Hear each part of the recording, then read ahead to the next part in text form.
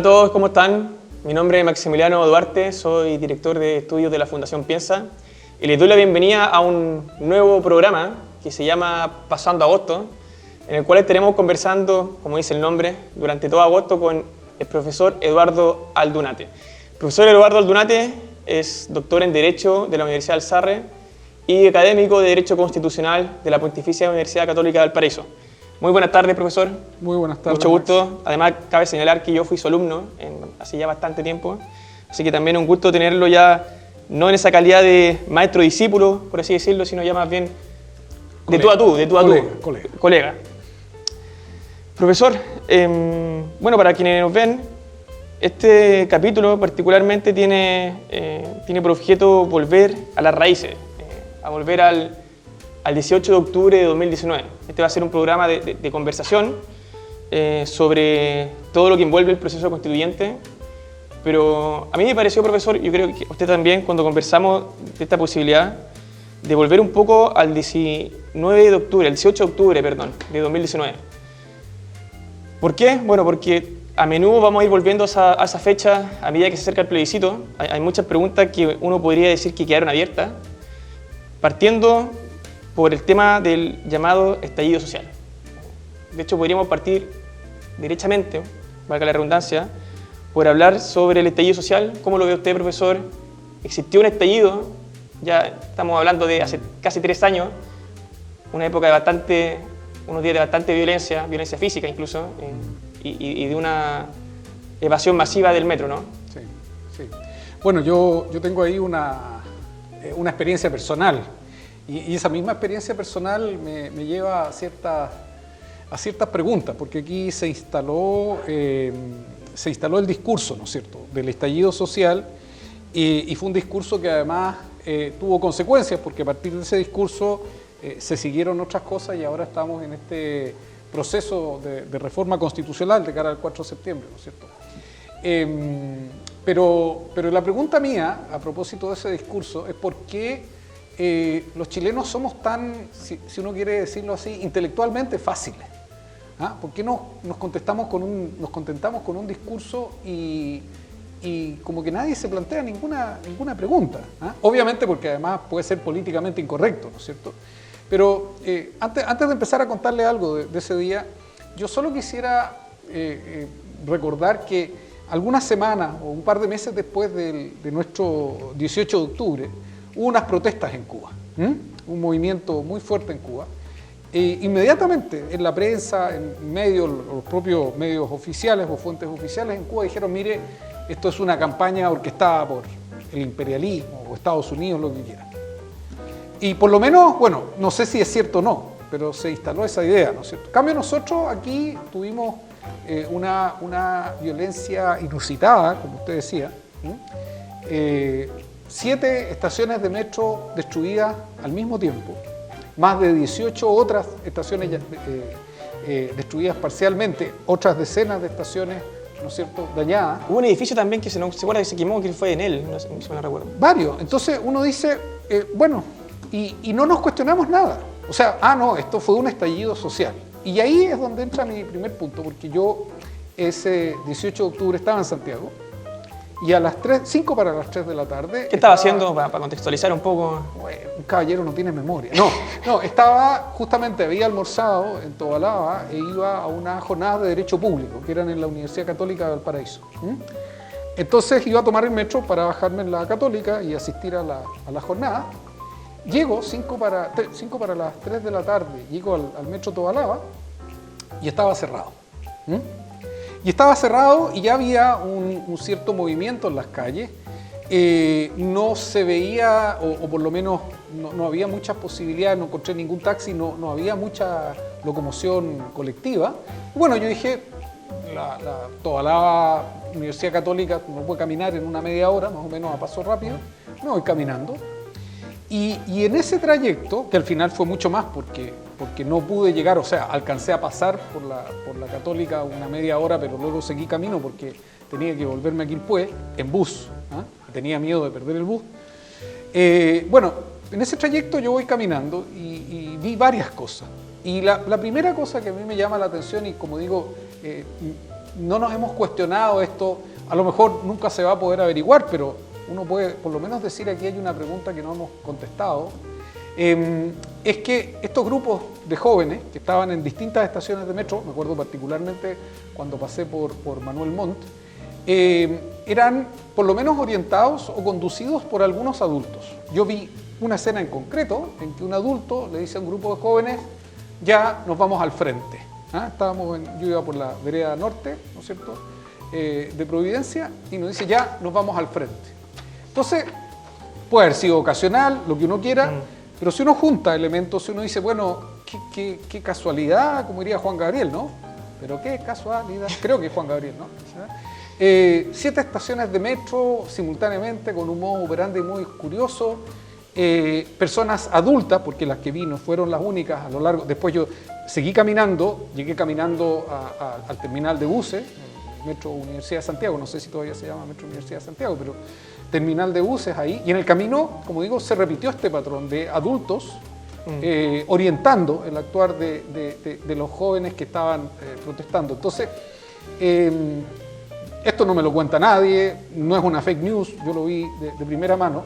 No digo que no estoy imputando que haya habido algún grupo en particular, pero lo que me llama la atención es que nunca nos hayamos preguntado eso, nunca hayamos querido investigar qué es lo que realmente pasó. Bueno, yo creo que lo que es muy curioso, profesor, que usted señala antes de su experiencia personal, es que justamente no nos cuestionamos porque la rapidez de los tiempos hace que uno establezca cierta tesis.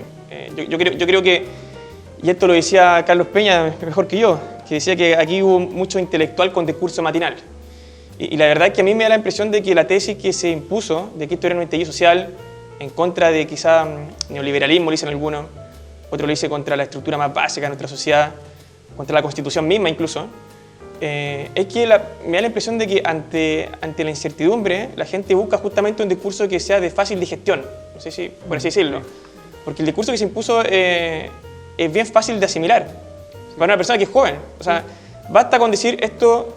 O sea, se habló mucho también de la violencia estructural, sí. O sea, que muchos jóvenes, y lo que pasó después del estallido, no solamente en su inicio, sí.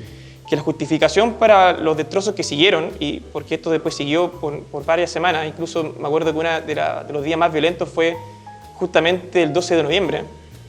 Ahí ya se había quizá, ya no estaba la efervescencia del principio, pero sí había una retórica que justificaba la violencia justamente basado en que esas personas que eran los victimarios eran en realidad víctimas del sistema. Sí. Y lo que había surgido habría sido una reacción natural o esperable de quien es víctima de una violencia estructural, sistemática del Estado. Y yo creo que eso genera mucho sentido de pertenencia a una comunidad que además se siente víctima y que además le da un marco teórico para justificar cualquier acción posterior, ¿no? ¿No habrá algo de eso? Yo creo que como sociedad nosotros los chilenos tenemos una propensión tendencial a ser buenas víctimas. Nosotros nos victimizamos mucho, en general. Yo creo que no solo en este evento, en general cuando uno ve la forma como nos comportamos, y yo creo que eso tiene que ver con estructuras más profundas, podríamos quizás dedicarle otro capítulo acá, pero yo creo que por eso el discurso de la víctima en Chile es tan exitoso, ¿no es cierto? Porque pareciera ser aquí en Chile que el ser víctima da una superioridad moral, siendo que el ser víctima no da ninguna superioridad moral. El hecho de ser víctima significa que a mí me hicieron o me pasó algo, pero no significa que yo sea, ¿no es cierto?, particularmente virtuoso. Pero quería volver a esto que usted dijo de los discursos rápidos, porque en el fondo lo curioso, o sea, no es tan curioso, yo le voy a dar una explicación después, yo creo que tengo una explicación. Pero lo notable, a propósito de las preguntas que no nos hacemos, es que lo que pasó en esos días, los primeros días, no era muy compatible con un movimiento o con una respuesta contra el neoliberalismo. ¿Y por qué le digo esto? Aparte, como digo, aparte de la primera pregunta de que no nos hemos planteado de qué es lo que fue lo que realmente pasó, por qué había personas organizando, por qué hubo eventos simultáneos más allá de toda probabilidad estadística, bueno, supongamos que era contra el neoliberalismo. Pero fíjese usted que si revisaba usted los daños el día domingo en la mañana, el día domingo 20, yo lo hice en Quilpué, recorrí Quilpué, pasaba una cosa muy curiosa. Había locales de AFPs, ¿no es cierto?, que estaban intactos. Claro. Y al frente, en calles tan pequeñas como la calle Andrés Bello, ¿no es cierto?, había negocios familiares, pequeños negocios familiares, ¿no es cierto?, zapatería, tostaduría, que estaban quemados. Entonces uno dice, bueno, ¿contra qué se dirigió la violencia? ¿Cuál era el objetivo? Entonces yo ahí haría una distinción en dos etapas. Yo no tengo claro, no podría afirmar, y a lo mejor es un debate que no vamos a tener nunca, pero que a mí me llama la atención que no hayamos tenido, que estos dos o tres primeros días hayan sido por lo menos un estallido social espontáneo. Ahora, si algo hubo de social, o sea, si hubo un componente organizado o no, no lo sé. Si algo hubo de social, yo sí creo que era una sensación de malestar, quizás contra, llamémoslo así, la clase política. ¿Se acuerda que incluso en algunos días posteriores se decía que esto se producía porque un ministro decía que la gente se tenía que levantar más temprano? Claro, sí. ¿Ah? Hubo también un poco antes, bueno, hay que reconocer que hubo una serie de declaraciones bien extrañas que muestran una poca virtuosidad, por así decirlo, poca prudencia. No solamente el de, para evitar el alza del pasaje, hay que levantarse más temprano. Recuerdo también otro ministro que dijo que las personas iban al consultorio a las 6 de la mañana a hacer vía social. Hacer vía social. Y el de economía, si mal no recuerdo, que celebraba de que había bajado el precio de las flores. Y había que comprar. Claro, que ahora sí. Claro. Entonces, yo creo que eso sí, ¿no es cierto?, podía ser, digamos, una causa de un estallido, si uno quiere, de un malestar. Pero si uno lo piensa o si uno le da una vuelta, porque repito, yo creo que el problema aquí es que hemos ido de punto superficial en punto superficial, no le hemos dado mucha vuelta a esto. Uno dice, bueno, ¿qué es lo que le molesta a una persona cuando hay ese tipo de expresiones? ¿Qué es lo que le molesta a una persona en la vida cotidiana? El solo abuso, pensando en el abuso claro, de la empresa, yo creo que políticamente hay algo que nos molesta más que el abuso, más que estas declaraciones, y es que nadie responde. Yo creo que la sensación, mi tesis fundamental, es que lo que pudo haber habido de estallido social espontáneo tenía mucho que ver con el hecho o la sensación esta de que nadie responde nada. Mire, nos prometieron un Transantiago estupendo y está terrible. En el metro, las personas apretadas como ganado. Sí. En regiones, las personas a veces sin movilización. Pero nadie responde. Sean políticos, nadie responde. Se construye un puente al revés en Valdivia y nadie responde. Entonces, si uno dijera, y esto es bien interesante a propósito del discurso, ¿no es cierto? Ahí yo en parte concordaría, pero en parte diferiría con Peña. Si uno dice, bueno, la rapidez del discurso, ¿qué es lo que implica? Yo creo que hubo un primer momento en que aquí hubo un malestar por esto, pero si la molestia era porque nadie responde, y yo creo que los políticos se dieron cuenta en un primer momento cuando dijeron queremos rebajarnos la dieta, ¿no es cierto? Se dieron cuenta que eran ellos, ¿no es cierto? Pero si nadie responde, fíjense que la mejor fórmula es encontrar una excusa. No, si es que mire, el sistema es malo, pero no es malo porque nosotros no podamos cambiarlo. Es malo porque algo nos impide cambiarlo.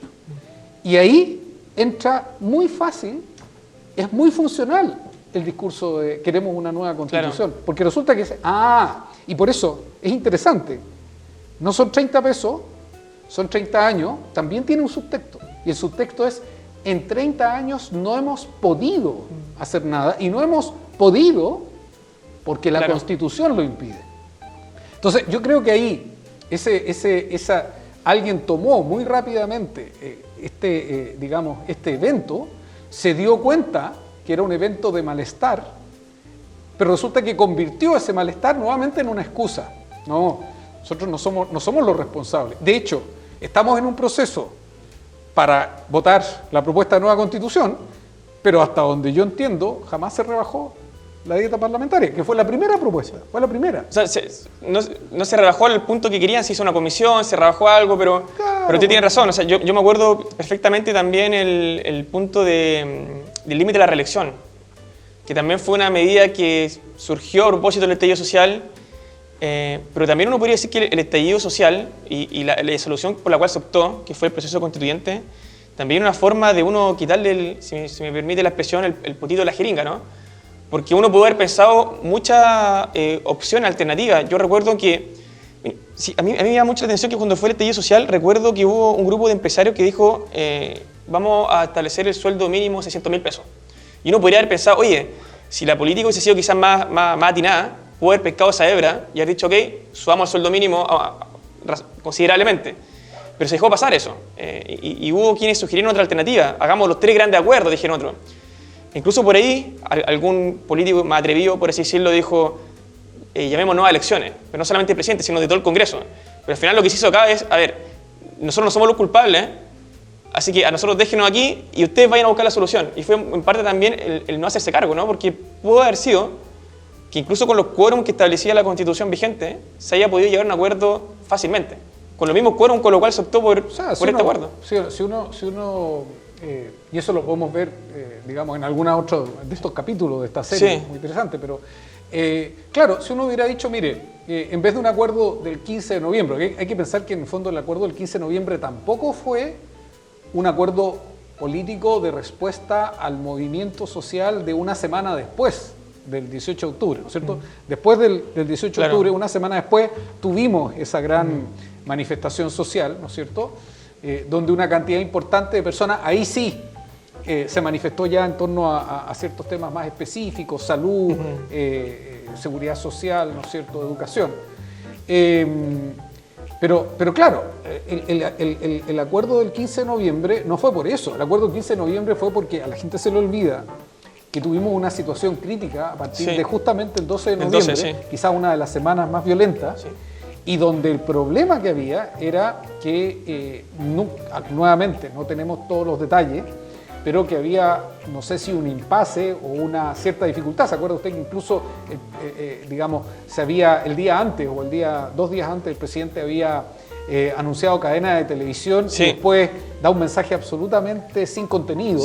Entonces, al parecer... Que en verdad lo que hace es emplazar al Congreso. O sea, lo que muchos criticaron en ese momento es que el presidente dejó de tomar la rienda de la conducción política y le dice al Congreso, arréglense la... Bueno, pero es que al parecer lo que había ahí era el siguiente problema, y es que en ese momento haber aplicado, ¿no es cierto?, medidas de estado de emergencia más drásticas aparecían cuestionadas por un sector del espectro político, pero era la única forma de mantener el orden público. ¿Hay estado de sitio? ¿Usted se refiere a poder ser una...? No sé, dentro de del mismo estado de emergencia, ¿no es cierto? Pero la pregunta, y nuevamente es algo que nosotros no sabemos, es si, porque a nosotros como que sacamos un actor aquí del espectro, y es si las Fuerzas Armadas iban a estar dispuestas a salir a la calle para que, haciendo uso de la fuerza, se pudieran convertir en simplemente...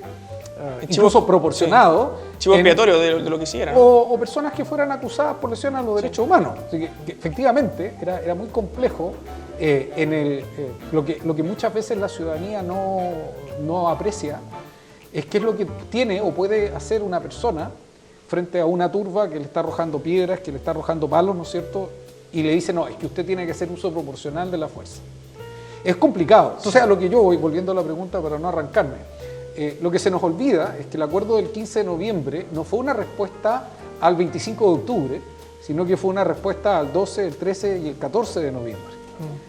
O sea, fue una respuesta ante una situación de orden público que se veía crítica, que pudo o no haber sido, ¿no es cierto?, gatillada por el movimiento social, pero cuando digo pudo o no, nuevamente es una pregunta, porque uno dice, bueno,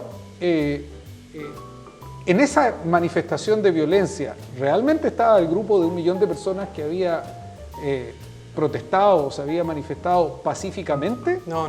¿O eran otros grupos, de los cuales además tuvimos después distintos antecedentes, ¿no es cierto? Al parecer, a lo menos, había una parte de lumpen y una parte de narcotráfico involucrado. Y entonces uno dice, bueno, nuevamente, ¿por qué como sociedad no hemos sido capaces por lo menos de hacer el debate del discurso alternativo y nos quedamos solo con un discurso? Yo recuerdo, profesor, no sé si lo escuché a usted en su momento, que se tiende mucho a confundir lo que es el pueblo con la muchedumbre. No sé si claro.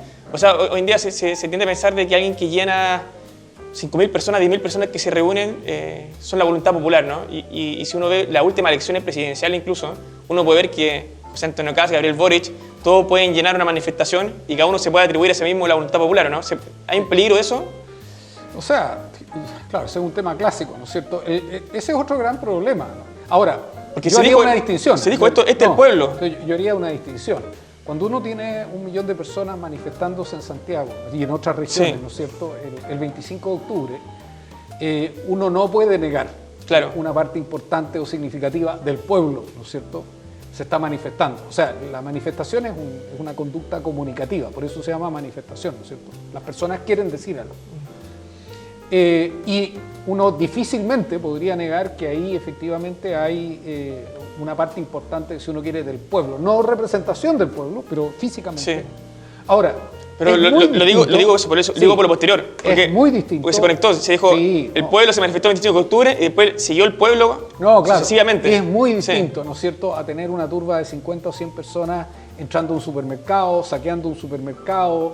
Bueno, de hecho, es curioso porque en días de julio, ¿no es cierto?, tuvimos estas turbas que volvieron a atacar el barrio Las Tarrias. Sí. Entonces, uno, ¿por qué dice hoy día que son delincuentes? Pero esa misma turba resulta que a finales del 2019 era parte de la protesta social. Eran víctimas de violencia estructural. Claro, entonces ahí uno dice, como digo, creo que no hemos revisado mucho estos discursos, nos compramos muy fácilmente. Por uno, el hecho de que fue un estallido social, que obviamente tuvo un componente social, no lo digo, pero eliminamos todo lo demás. Y segundo, que al no hacer estas distinciones, también nos olvidamos de que a lo mejor el objetivo o la molestia central era otra y que a través de este proceso, ¿no es cierto?, de nueva constitución, le quitamos, como usted dijo de otra manera, diciendo, le quitamos el cuerpo y no, los políticos no son responsables, la responsable es la constitución.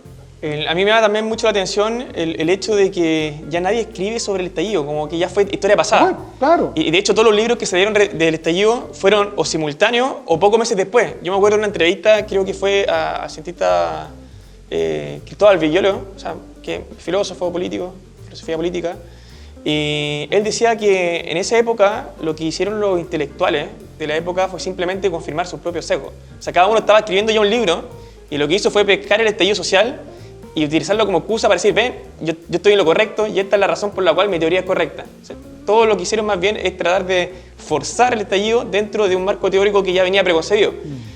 Profesor, aprovechando de que usted es constitucionalista... Perdón que lo interrumpa. ¿Sí? Es que yo creo que es muy importante lo que usted dice, porque yo no me he leído todos los libros, pero me he leído algunos artículos, y cuando leo a algunos colegas, me da la impresión de que ellos se quedaron con categorías del siglo XIX, principio del siglo XX. O sea, aquí estamos hablando de ¿qué? De la autoridad, el pueblo y la Constitución. Cuando uno ve los efectos, ¿no?, los efectos del estallido social en términos de orden público, uno dice, ¿qué sucedió en los 3 o 4 meses siguientes al estallido social? Nuevamente voy a hablar desde mi experiencia, a lo mejor es limitada, pero algunas personas me han dicho que pasó cosas parecidas en otras ciudades. Por ejemplo, en Quilpué, entre enero y febrero del 2020, tuvimos 2 tomas muy grandes de terreno. 2 tomas muy grandes, pero no las tomas tradicionales. No la toma en que va un grupo de vecinos, un grupo de pobladores, y se toman un terreno, sino que tomas muy bien organizadas. Ese fue el caso del empresario que... También luego- ese es otro. Bueno, el caso del empresario me permite hablar con un poco más de libertad, porque ahí ya está acreditado Claro. que hubo un trasfondo de narcotráfico. Sí, ¿no es y de cierto? sicariato, todo eso. Exacto. Entonces uno dice, bueno, ¿quién se beneficia del déficit de orden público? Entonces, nuevamente, ¿es el debate virtuoso político del siglo XIX de un pueblo que se alza en defensa de sus libertades? ¿O aquí tenemos a lo menos una derivada que tiene que ver con un modelo de negocios que se ve favorecido por el retraimiento del Estado, ¿no es cierto? Pérdida de control del Estado, porque el Estado pierde legitimidad, pierde recursos, pierde capacidad. Y lo mismo sucedió con muchos de los saqueos a los supermercados, ¿no es cierto? Uno decía, bueno, estos son vecinos comunes y corrientes, a lo mejor lo hubo, pero había momentos e imágenes en que uno decía, aquí alguien se organizó Sí, venían en camioneta de otro lado, sí. y se turnaban. Entonces, solo para cerrar esta idea, si uno dice, bueno, es que, mire, aquí Aldunate dice muchas tonteras, no pretendo decir cosas inteligentes, pero lo que sí quiero decir a propósito de lo que usted dice, es que efectivamente la explicación se congeló en el estallido social. Esa explicación por una parte produjo ciertas consecuencias políticas y por otra parte inmunizó otras, que yo creo que era el tema de la responsabilidad. Y hay un montón de preguntas que hasta el momento creo que nadie ha respondido y que siguen abiertas y que yo creo que es importante planteárselas al menos. Repito, o sea, no puede ser, porque muchas veces uno cuando escribe en las redes sociales, que son como bañarse en una piscina de ácido clorhídrico, ¿no? Usted se tira y sale sin piel, Sí. ¿no?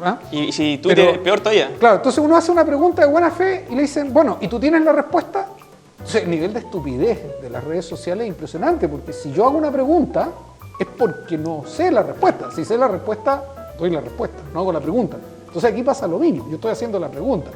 No tengo la respuesta, pero me llama la atención que en Chile no nos hagamos la pregunta. Y quizás, bueno, posiblemente el 5 de septiembre, no sé si será un buen momento para hacerse esa pregunta, pero como esto ha sido un acontecimiento, o sea, la gente está opinando la película sin terminar de ver la película, porque la película todavía no termina. La vida O sea, es así. Uno esperaría... Y uno nunca alcanza a ver el fin de la película, Claro. porque cuando se termina la película para uno... Claro. Pero uno esperaría que bueno, quizás usted mismo podría escribir algo después sobre el estallido, ¿no? Volviendo en retrospectiva. Es que, ¿sabes lo que pasa? No sé si... A ver, cuando yo digo que hay preguntas abiertas, porque yo creo que es saludable para el debate público. Ahora, tanto si gana el rechazo como si gana el apruebo, como se dice vulgarmente, yo creo que la gente va a estar en otra. Si gana el rechazo, efectivamente se va a plantear esta, entre comillas, pasada de cuenta, para decirle a la derecha, oye, ¿cuánto Claro. de la voluntad de reforma era verdadera, ¿no es cierto? Si gana, y obviamente si gana el rechazo también va a haber, yo creo, una gran interrogante de cómo es posible que una convención que logró 2/3 para ponerse de acuerdo en este texto, 2/3, es refutada por una mayoría en las urnas, ¿no es cierto? Claro. Por una mayoría, aunque sea 51%. Yo creo que el rechazo generaría unos efectos políticos así medios catárticos. Ahora, si gana el apruebo, tampoco va a tener mucho sentido, porque lo que propone las normas transitorias es literalmente como que usted estuviera en una lancha, en estos botes, digamos, cuando uno hace rafting, ¿ah? Está en el borde de una represa y le abren la compuerta, porque entramos en 3 o 4 años de una cantidad de reformas impresionante. Pero lo que estamos hablando, justamente, si que gana la prueba, poniendo en ese escenario, se valida de cierta forma todo el discurso. O sea, alguien diría, ¿para qué nos vamos a volver a preguntar lo que pasó en octubre de 2019? Si gana el rechazo, por último, espero yo que Ahora, que haya un grado de reflexión. con un pelito, sí. un pelito, aunque lo diga yo, pero con un pelito. Y es que si gana la apruebo y no se soluciona, porque la propuesta de nueva constitución no lo soluciona, pero si gana el apruebo y no se soluciona en algún momento de la instalación de la nueva constitución el tema de la responsabilidad, yo creo que se abren muy buenamente las puertas para... Un nuevo TIO. No, todo lo contrario, para movimientos más bien populistas, un poco mesiánicos, o incluso de ultraderecha. Porque ¿qué es lo que sucede? El hastío, aquí yo creo que fue capitalizado, ¿no es cierto?, con unos objetivos políticos que, como digo, nunca hemos discernido bien.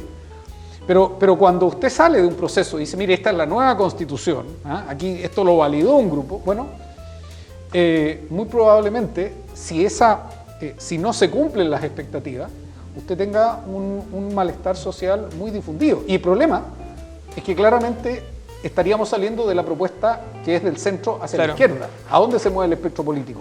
Hacia el otro lado. La ley del péndulo, no la inventé yo. Profesor, y volviendo quizás a las preguntas y estas tesis que se dieron por ganadora, por así decirlo, se habla mucho de que el estallido vendría siendo, el llamado estallido, una respuesta a una crisis constitucional. Y yo he visto dos teorías, quizás como solamente para ponerlo sobre la mesa. Una que a mi juicio es contrafactual, que es si nosotros hubiésemos tenido una constitución distinta, esto no hubiese pasado, este malestar, porque hubiésemos tenido garantizados derechos sociales. Que contrafactual no sabemos, y de hecho a mi juicio, esto hablo por mí, creo que esta constitución tampoco llegaría a un escenario como ese, donde no podría ocurrir algo similar. Y lo segundo es más bien, y esto yo creo que si uno puede descartarlo de plano leyendo la propuesta, que cuando pasó la crisis social, se dijo también que era una crisis política, y que la constitución actual no establece, digamos, salvoconducto o ciertos instrumentos para descomprimir el conflicto. Recuerdo algunas personas que fueron convencionales constituyentes, incluso pienso en Jaime Baza, incluso a Fernando Atria, que ellos pensaban sino que establecer un régimen parlamentario, justamente porque te da vía de escape. Pero cuando uno ve la propuesta constitucional, y uno dice, yo no estoy hablando de las causas fácticas, digo, estando ya en el estallido, y decir, con esta propuesta constitucional, ¿qué se hubiese hecho distinto en el momento cuando los papas queman? Lo único que yo identifico acá en la propuesta que quizás hubiese sido distinto es que se establece la acusación constitucional contra el alto mando carabinero. Pero más allá de eso, tampoco me da la impresión de que esta constitución hubiese podido salir del entuerto, ¿no? Es que de la otra vereda le contestarían, asumiendo el discurso de ellos, le contestarían que obviamente no es la hipótesis que usted está poniendo, pero le contestarían que no se habría producido porque no tendríamos modelo neoliberal. Claro, o sea, yo quiero volver a dos cosas de las que... No, a una cosa de la que usted dijo antes, porque yo dejaría la discusión para el modelo, lo dejaría para nuestra segunda sesión. Pero dos o tres observaciones. Primero, el mismo... Aquí, Fernando H. El 20 de noviembre, está circulando el video hoy en las redes, él mismo reconoce que el estallido social no contiene en su momento una demanda por nueva constitución. No tiene un momento constitucional, el 18 de octubre del 2019. O sea, un mes y 2 días después, H reconoce que no era así. Por otra cosa, pensemos en algunos convencionales, como el profesor Baza, el profesor Viera. Ellos escribieron, un par de años antes, con el profesor Ferrada, si mal no recuerdo, un artículo sobre régimen económico de la Constitución, ¿no es cierto? Y ellos hablan ahí de un modelo con techo ideológico abierto, claro. ¿no es cierto? Entonces, claro... que para explicarle a la gente, uno podría, no establece un amarre a un modelo concreto. Y un último punto. Si uno quería leer esto como una cuestión constitucional, fíjese que una encuesta del CEP de principios del año 2019 ponía la cuestión constitucional como algo que preocupaba más o menos al 3% de la Constitución. Una élite. ¿Ah? Pero si uno se preguntaba después del 15 de noviembre del 2019, bueno, ¿y cuál es el debate constitucional? Nadie era capaz de identificar puntos constitucionales específicos. Porque todos los puntos que se ponían eran cuestiones legales. Si uno decía, bueno, queremos salud para todos, bueno, se puede reformar el sistema y dejar las ISAPRES reducidas a un mínimo. Eso veámoslo en la próxima sesión.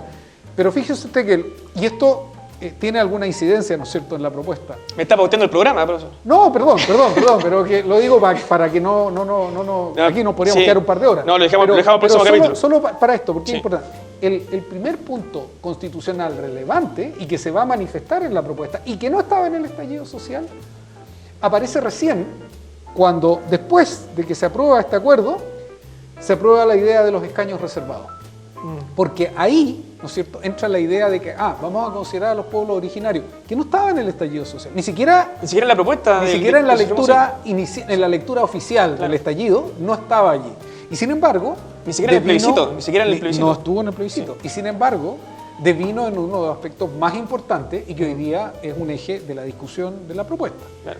Entonces, ahí ve uno y dice, bueno, parece ser que ni el impulso constitucional era tanto, y que claramente que cuando llegamos al punto, el verdadero impulso constitucional vino después.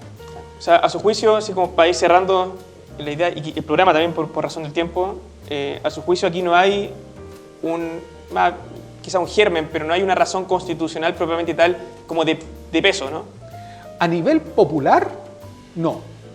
A nivel de algún grupo que llevaba con esto mucho tiempo, porque este es el punto. Hay personas que ya llevaban 10 años en esto. Y el problema es que quienes dicen, y esto no sé si era Peña quien lo decía, que el hecho de que haya ganado, porque hay quienes identifican las causas de los problemas con la solución a la cual se llegó. Porque se dijo, ya, hagamos un plebiscito por nueva constitución, ganó 80-20, ¿vieron? El tema era constitucional. No. Pero resulta que la solución no necesariamente es la causa. Y quizás la ciudadanía, ante la incertidumbre y querer que esto se acabe, la violencia, yo le aseguro, profesor, si hubiesen puesto en la papeleta, se destituye o no al presidente, quizás hasta gana por 90-10. Y alguien puede haber dicho, a ver, esa era la opción. Mire, más sencillo. Sí. ¿Cuántas veces las personas no compran cosas que no necesitan realmente? Estamos en una sociedad de consumo. El discurso se vendió bien. El discurso se vendió en un 80%, punto. Y un último punto, a propósito de que no era un tema constitucional. La misma presidenta Bachelet, expresidenta Bachelet, que ahora cita a Milanés, ¿no es cierto? Sí. Bueno, ella dice, voy a abrir un proceso para elaborar una nueva constitución. La lógica política más elemental me dice que si yo soy gobernante y lo que quiero es cambiar la constitución, ese es el eje de mi programa. Y no un proceso que se va deslavando en el camino a tal punto que presento una propuesta de constitución que no tiene nada que ver con la propuesta actual, no me diga que siempre la soñó, porque no tiene nada que ver con la propuesta actual, en los últimos días de su mandato, cuando no tiene ninguna posibilidad ni peso político para hacer que ese proyecto se tramite. Entonces, la verdad es que esto del proyecto constitucional, no voy a decir que huele a peligro, pero huele mucho a humo en momentos, por lo menos momentos. Yo tengo la convicción de que para el 18 de octubre del 2019 no hubo una causa o un elemento constitucional detrás. Profesor, ya llegamos al término del primer capítulo, episodio piloto, no sabemos si va a salir o no al aire, ahí verán estudios, sé que está. ¿Pero cómo? Así que muchas gracias, profesor, nos vemos en el próximo episodio. Listo. Con un nuevo tema, ahí sí que vamos a tocar la Constitución con más detalle. Así que muchas gracias y también, bueno, si les gustó, like, compartir, todas esas cosas que dicen hoy los jóvenes. Gracias, profesor. Nos vemos. Nos vemos. Chao.